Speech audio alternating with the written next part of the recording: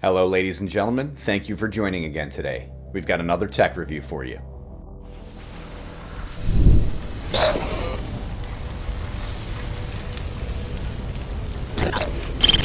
Well, ladies and gentlemen, I am super hyped about today's review. If you know me, you know that I absolutely love anything that involves either night vision or thermal, and this happens to be a thermal product. So I just got my hands on the NV300 Max by Thermal Master, which is a thermal dash cam for your vehicle. Now, what's amazing about this is that it can be used in a variety of different settings. You can use it in the city, you can use it in, on just like residential streets, you can use it out in the country in a rural setting. I got my hands on it because I do a lot of off-roading, and sometimes that off-roading is done at night out in the middle of the desert. And I don't want to have any accidents with any wildlife, so that's primarily going to be my use for it, is off-roading out in the desert. But this has a variety of different uses in different mediums and different settings. So without further ado, let's get down to the unboxing.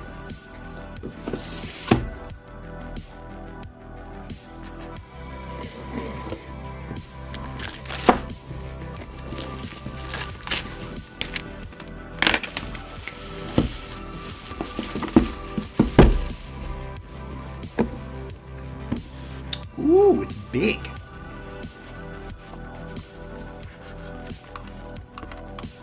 I mean, I thought it was going to be big, but I thought it was probably going to be about... I only pictured the module being about maybe 3/4 of the size. Stick that to the side. Oh, that's nice. It's basically like a smartphone. This is the screen. That's the actual camera unit. This is the screen. The packaging is lovely. I always like to comment on companies' packaging. Oh, this comes with oh my goodness, quite a few accessories. All right, so we're gonna have to break into all of this one by one. I suspect I already know what a handful of these things are for, but we're going to go over the contents. Alright. Product certificate. Product has passed quality control. Here's the instructions manual. And this is going to be just a thank you note, and join our Facebook group and VIP customer service and all that good stuff. Okay, so the contents, let's see.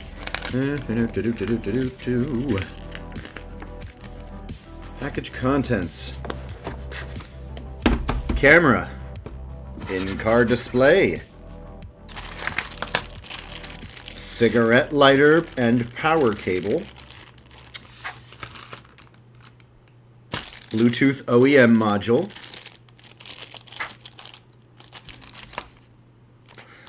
Car in and out cable X2.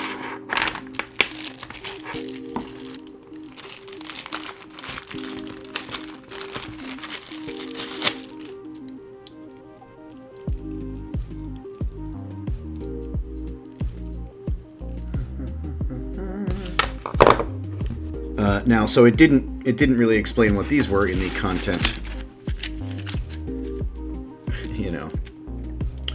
But yeah, it's like to hold they're wire holders. I'm not sure exactly how you're supposed to apply them, but I'm sure we will get into that in the instructions when we are installing it. So yeah, pretty much at this point, it's time to go take all this out to my car and get it installed.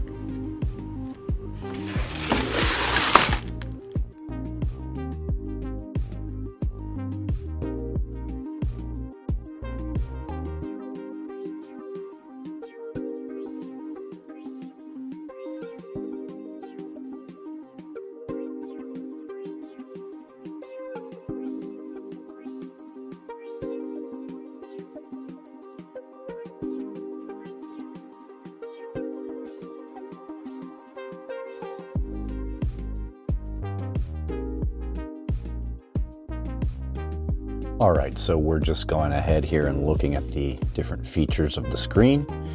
We've got speed, RPM, and acceleration.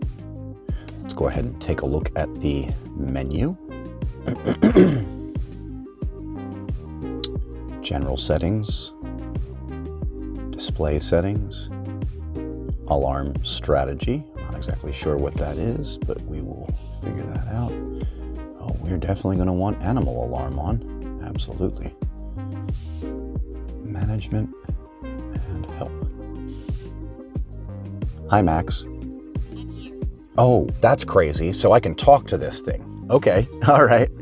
She said, I'm here. Hi, Max. I'm here. That's pretty awesome. All right, so looking at the instructions manual here, it looks like the brightness is controlled on the left side of the screen. Indeed. Oh wow, that gets pretty bright. All right. The volume is adjusted on the right side of the screen. We want audible warnings. So we're going to have the volume be at 100. Access the video library. Well, we don't have anything in the video library yet, but you do that by, I guess, pulling down. Yep, there you go. And then to switch display modes, fusion mode, which is thermal and camera, visible light mode, auto mode,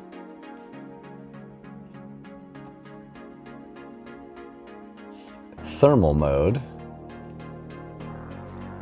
and back to fusion mode. So now we're out here on the street.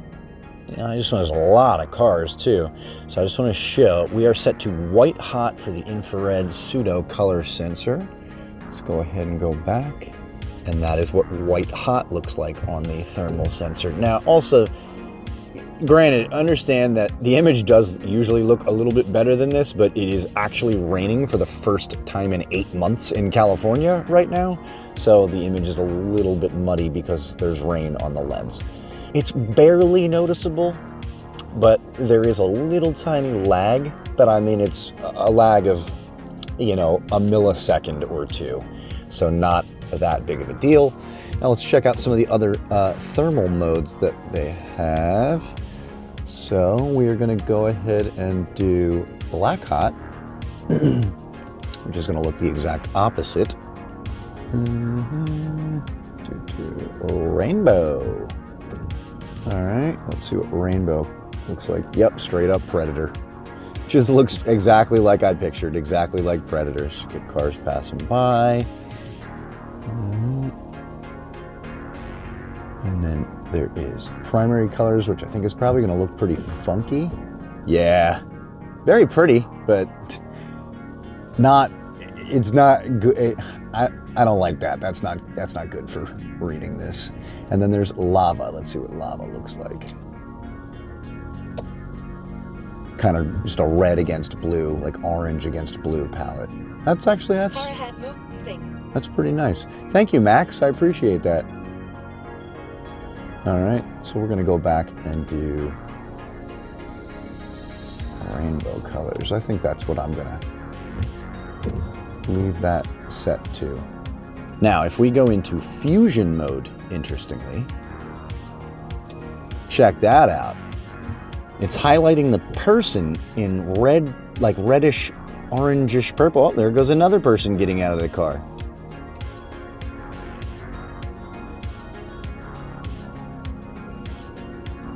Not bad, dude. Not bad at all.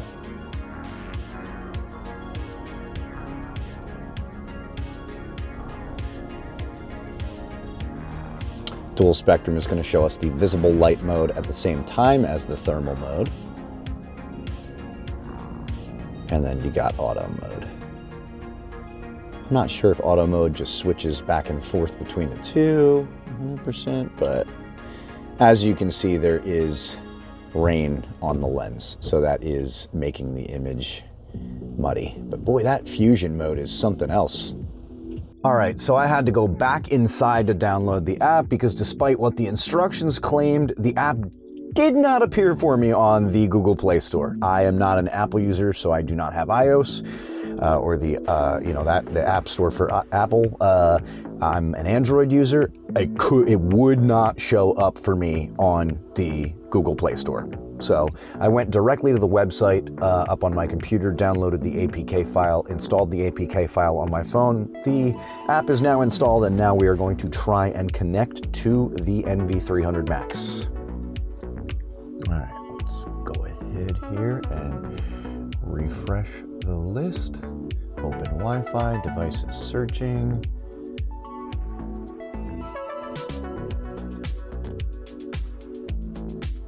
Aha, okay, finally.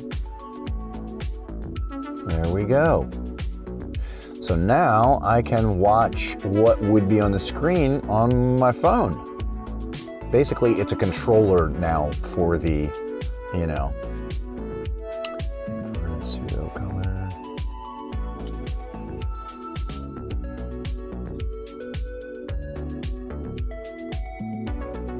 Oh, there are more? Interesting, okay. There are more color options on the phone, on the app, than there are on the... Wow, that is interesting.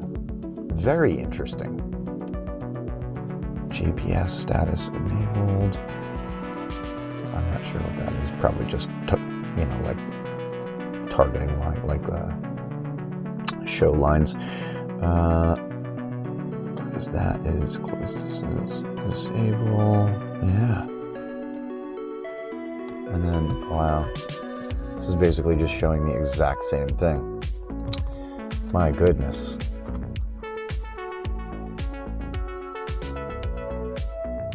Mode successful, visible light, infrared split dual spectrum, fusion mode, and auto mode. And we're going to leave it on fusion mode for right now. Sweet, so we got the app hooked up and everything. That's awesome. It took a little bit for it to connect to the app, but it is, as you can see, it is indeed connected, and the app is awesome and works fairly well. Looking at the menu settings on the app real quick, it's going to be the exact same thing, of course, as here, but with probably a couple extra things that aren't available in the menu options on the actual screen itself. Like this. What is this? You can disable shutterless. You disable this function to achieve the best. Let's see what it says if we turn it sideways. Okay. Will the app rotate sideways? No, it doesn't. That's awfully silly. They included a description that you can't even see the entire... Oh, that's silly. Can't even read the entire thing because it doesn't rotate, and yeah. You can disable this function to achieve the best. Assuming that says image. I'll just have to email them and ask them about that. Display settings, all of that, yeah. Low highlight, scene mode, low highlight, linear mode, low contrast. Now, I have no idea what these are. What are these? Oh, okay, scene mode. So this is basically just going to change the, like dynamics of the image. Like make it like a, like standard mode, game mode, stuff like that, like on a TV.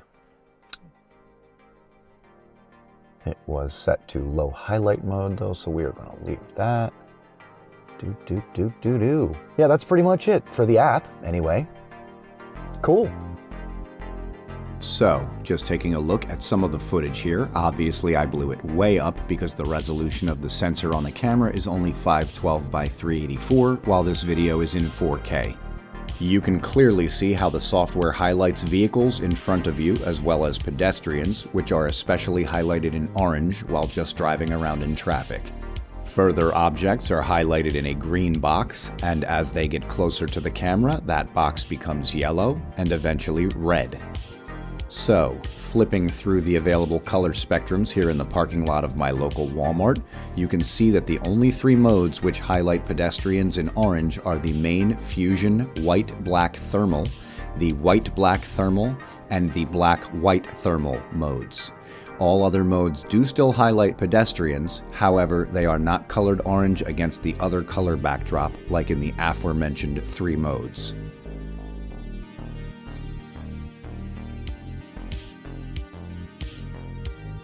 Another thing to remember is that thermal technology does not rely on visible light to operate, so headlights do not affect a thermal camera like they would a regular camera, a night vision camera, or your naked eye.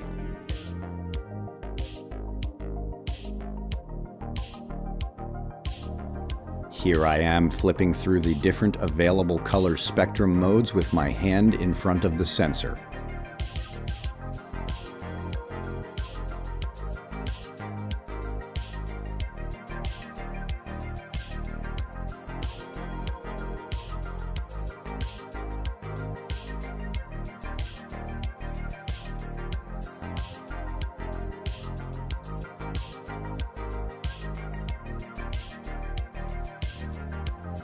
Now, I'm camping out at Rainbow Basin in the middle of the Mojave Desert with my dog, and I thought that this would be a good idea to showcase us against a desert backdrop.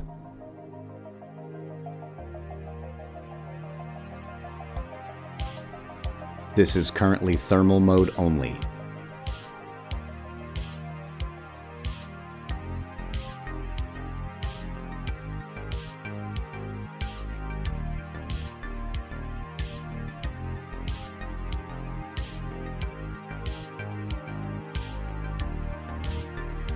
Now, this is Fusion thermal mode. As you can see, right at the end of this clip here, the thermal camera lags just a little bit, while the low light camera continues ghosting my image as I walk off screen, and then you can see that it quickly recovers from that brief freeze. Now, this was the footage that the cam recorded on the way into Rainbow Basin, and it was recorded around 7 p.m. just after sundown. As you can see, there are quite a few false positives just in the canyon walls to the sides of the vehicle. So, this device is awesome, but by no means is it perfect. I still absolutely love it for the uses that I will get out of it, however. Well, ladies and gentlemen, there you have it. The Thermal Master NV300 Max is a versatile device if you do a lot of driving, and especially if that driving is done in a rural, country, forest, or desert type environment. Like you saw in this video, it was extremely useful out in the middle of the Mojave Desert, both at daytime and at nighttime. Unfortunately, I didn't run into any crazy wildlife. I was hoping we were going to see some coyotes, but we didn't unfortunately encounter any of that. But you can see the NV300 Max is a very, very useful device if you spend a lot of time off the grid. It's even a very useful device if you spend a lot of time on the grid, as illustrated by some of the in-traffic content that I shot with it. Now, that being said, this device is not without a few flaws that I am going to point out one by one. One of the larger caveats is that while the device has not straight up frozen on me yet, some other people who backed this project on Kickstarter did report that their devices were straight up freezing, needing to be unplugged and replugged in order to do a full hard reset. I have not had that happen to me, fortunately, knock on wood, but I will say that the device lags an awful lot. There are a ton of lost frames. Does not matter where you're driving, whether it be off-road, on-road, in sparsely populated environment, in a heavily populated environment.